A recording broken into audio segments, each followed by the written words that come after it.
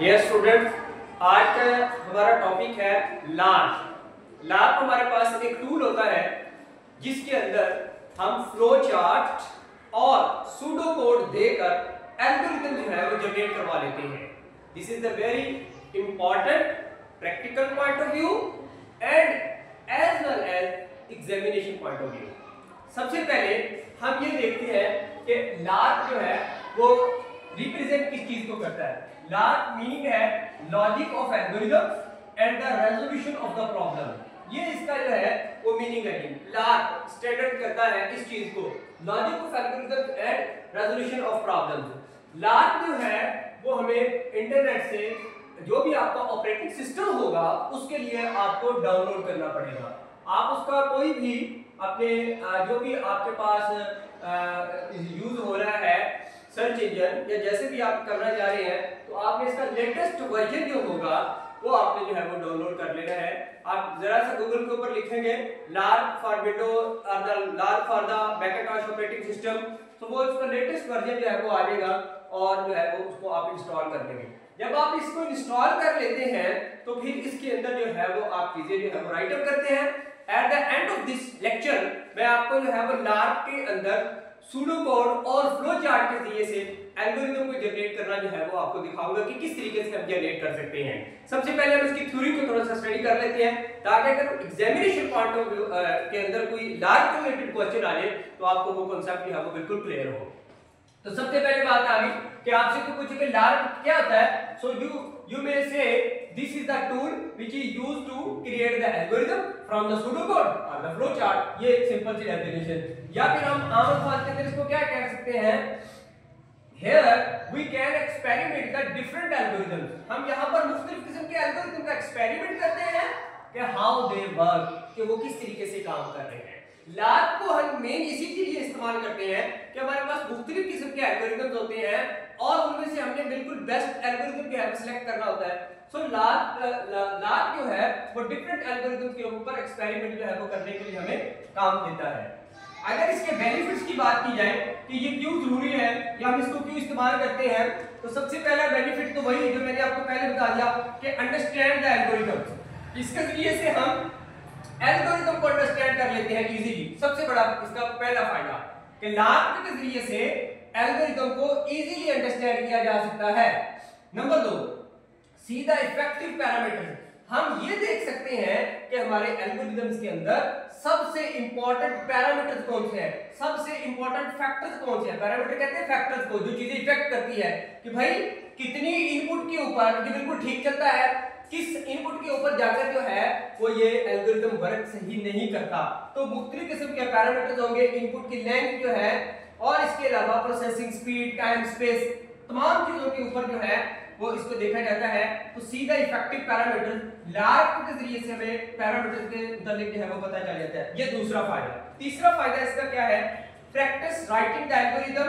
हम मुख्तलिफ किस्म के एल्गोरिथम को राइट करने की प्रैक्टिस करते हैं और उससे जो है वो इसको इंप्रूव भी कर सकते हैं। तो यानी कि मुख्तलिफ किस्म के जब हम एल्गोरिथम लिखेंगे तो सादा रहकर हम उसको इंप्रूव वर्जन के अंदर जो है वो लेकर जाएंगे। तो दीज आर द 3 बेनिफिट्स। अगर आपको ये शॉर्ट क्वेश्चन आ जाता है कि लार्प के एडवांटेजेस लिखें या व्हाई लार्प इज इंपॉर्टेंट, तो ये जो है वो हम इसकी चीजें लिख सकते हैं। अब दो चीजें हैं, या तो हम सूडो कोड देंगे या हम जो है वो फ्लो चार्ट देंगे जिसके जरिए से हम एल्गोरिथम जो है वो जनरेट करेंगे। अगर हम सूडो कोड देंगे यानी कि जब हमारे पास लार्प जो है वो इंस्टॉल हो जाएगा, आगे जाकर हम लेक्चर के अंदर देखते हैं कि किस तरीके से लार्प जब हमारे पास विंडो के ऊपर आ जाता है तो हम उसको किस तरीके से उसकी जो है वो विंडो किस तरीके से होती है और किस तरीके से उसकी फाइल बनाते हैं। तो लार्प के अंदर बिगिन जो यानी कि जब हमने सूडो कोड के अंदर इस्तेमाल किया था वो स्टार्ट कमांड, उसके लिए हम लफ्ज लिखते हैं स्टार्ट कमांड। मतलब कि जब स्टार्ट के ऊपर लिखेंगे हम स्टार्ट का वर्ड कीवर्ड जो है वो लिखेंगे, स्टार्ट से जो है वो शुरू हो जाएगा, और एंड के ऊपर हम एंड का कीवर्ड लिखेंगे। जब हमने तमाम वर्ड जो है वो एंड करना हो तो एंड का वर्ड जो है वो यूज करते हैं, कीवर्ड यूज करते हैं। उसी तरीके से जिस तरीके से सारी इनपुट्स को जो है वो रीड करता है, रीड द इनपुट्स और चेक द कंडीशंस को चेक करेगा, यानी कि flow of the pseudo code जो है वो चेक करता जाएगा। फिर उसके बाद जो है वो अगर कोई इसके पास लार्ज प्रॉब्लम आ जाए तो उसको जो है वो कन्वर्ट कर देता है कि मैनेजेबल स्टेप्स के अंदर, इजीली स्टेप्स के अंदर जो है वो कन्वर्ट कर देता है, खुद ब खुद कन्वर्ट कर देता है। और फोकस ये क्या करता है, ये फोकस करता है सिर्फ और सिर्फ लॉजिकल स्टेप्स के ऊपर। वैसे भी एल्गोरिथम्स के अंदर जितने भी स्टेप्स होते हैं, हर स्टेप का अपना अपना कोई ना कोई एडवांटेज होता है। लॉजिकली होते हैं सारे के सारे स्टेप, कोई भी एक ऐसा स्टेप नहीं होता जो कि अननेसेसरी होता है। लिहाजा लॉजिकल स्टेप्स के ऊपर जो है वो एल्गोरिथम को फोकस करता है। अब हम इसी तरीके से फ्लो चार्ट के जरिए से अगर हमने एल्गोरिथम कभी जनरेट करना हो तो वहां पर हम सिंबल्स, डायग्राम जो हमने देखी थी कि ओवल किस चीज को इस्तेमाल करता है, रेक्टेंगल जो है वो हमारे पास इनपुट आउटपुट के लिए इस्तेमाल होती है, रेक्टेंगल सॉरी हमारे पास प्रोसेस के लिए इस्तेमाल होती है, और जो हमारे पास पैरेललोग्राम है वो इनपुट आउटपुट के लिए इस्तेमाल होती है, डायमंड जो है वो हमारे पास कंडीशन को चेक करने के लिए इस्तेमाल होता है। तो इसी तरीके से अगर हम कोई फ्लो चार्ट देंगे तो हम सिंबल्स का यूज करके इसको फ्लो चार्ट जो है वो प्रोवाइड करेंगे और वो आगे से हमें क्या प्रोवाइड कर देगा, उसका एल्गोरिथम जनरेट कर दे देगा। इसी तरीके से अगर हम कोई सूडो कोड देंगे तो लार्क हमें क्या आउटपुट के तौर पर देगा, लार्क हमें जो है वो उसका एल्गोरिथम जो है वो जनरेट कर दे देगा। अभी हम इसकी एक एग्जांपल देखते हैं कि हम उसको सूडो कोड भी प्रोवाइड करते हैं और एक जो है वो फ्लो चार्ट भी प्रोवाइड करते हैं और उससे जो है वो एल्गोरिथम बनाते हैं। डियर स्टूडेंट्स, जब हम लार्क को इंस्टॉल कर लेते हैं अपने सिस्टम के अंदर तो इस तरह का आइकन ये हमें जो है वो नजर आता है, ये हमारे डेस्कटॉप के ऊपर जो है वो बन जाता है। अब जब हम इस आइकन को डबल क्लिक करते हैं, ओपन करते हैं, तो इस तरह की विंडो जो है वो हमारे पास खुलती है। इस विंडो के अंदर सबसे पहले हमने, जब ये विंडो स्टार्ट में होती है तो एक मेन का प्रोग्राम ऑटोमेटिकली खुलता है और उसके अंदर स्टार्ट और एंड लिखा होता है। यहां पर हमने जो भी सूडो कोड, जो हम सबसे पहले सूडो कोड की बात करते हैं, सूडो कोड वाला हम बना रहे हैं तो उसका मैंने नाम रख दिया है इवन ऑड और मैंने उसको कॉल करना है, यानी कि यहां पर हमने फंक्शन को जो सूडो कोड बनाया उसको कॉल करना है और इसके साथ मेन का राइट क्लिक करेंगे और न्यू सूडो कोड मॉड्यूल के ऊपर जाएंगे।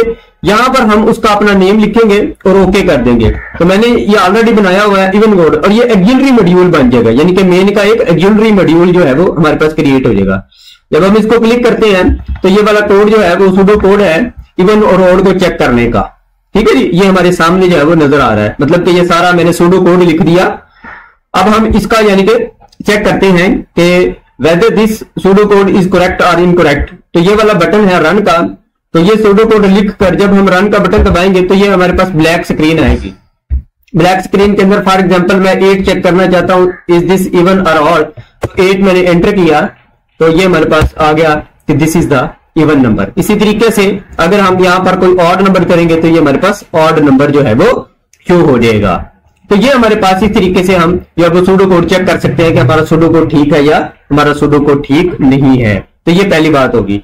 अगर यहां पर ओल्ड वर्जन है लार्क के तो ये कोड के अंदर थोड़ा सा इश्यू करता है, यहां पर सिंटैक्स थोड़ा सा चेंज करता है लार्क के। अगर आप लेटेस्ट वर्जन को इंस्टॉल करेंगे तो ये आपका हर तरह का वर्ड जो है वो उठा लेगा, लेकिन अगर आपका ओल्ड वर्जन होगा तो उसके स्पेसिफिक वर्ड्स होते हैं फिर उनको उठाता है। इसी तरीके से अगर मैं एक और मैंने फाइल बनाई, यानी कि मैंने एक एल्गोरिथम बनाया हुआ सम का, ये मैं पहले क्लोज कर देता हूं इसको और अब सम वाला जो है वो